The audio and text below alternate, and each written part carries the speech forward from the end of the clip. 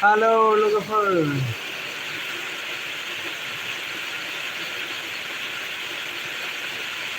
दे comment खालामदो लोगोफोर अखा हादोंना दान्दिसे रायलायनि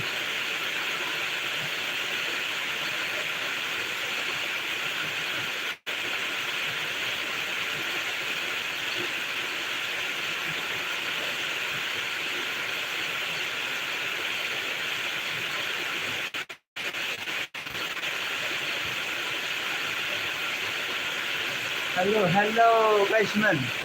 बहानिफ्राय नायदों नोंसोरलाय अन्नानै कमेन्ट खालामदो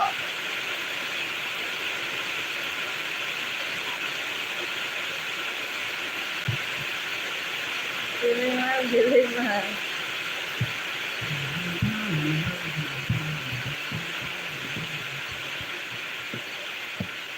So लोगोफोर कमेन्ट खालामदो दे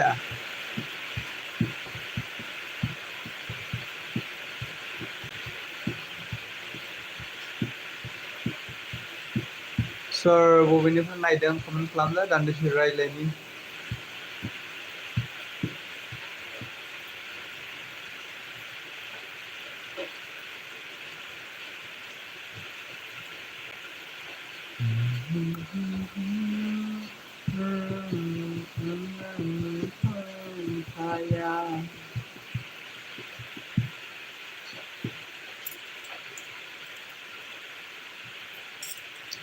हेलौ गाइसमोन बहानिफ्राय नायदों नोंसोरलाय अन्नानै कमेन्ट खालामदो दे लाइभ फैफेरा ना रायलायनो रोङा ओंखायनो खाब्रां खाथांसो जानो हागौ नोंथांमोनजों रायलायनाया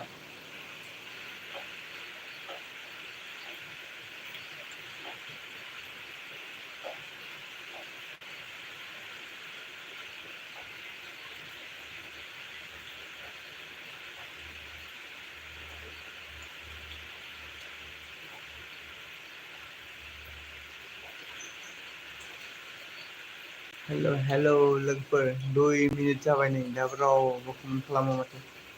रावबो एक्टिभ गैया नामालै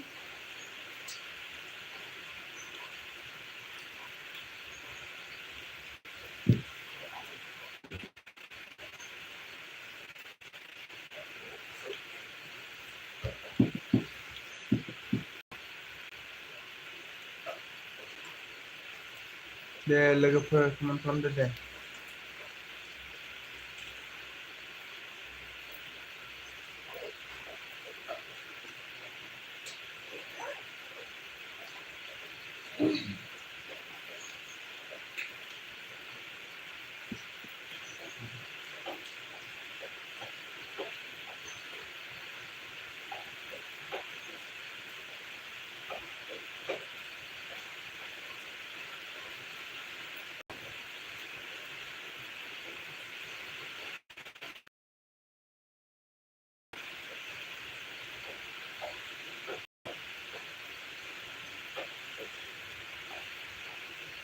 हेलौ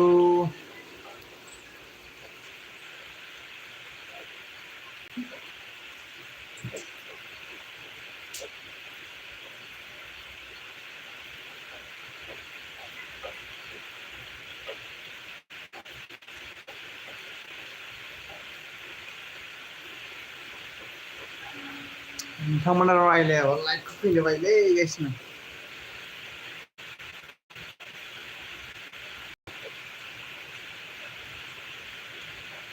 फैद' लोगोफोर फैद'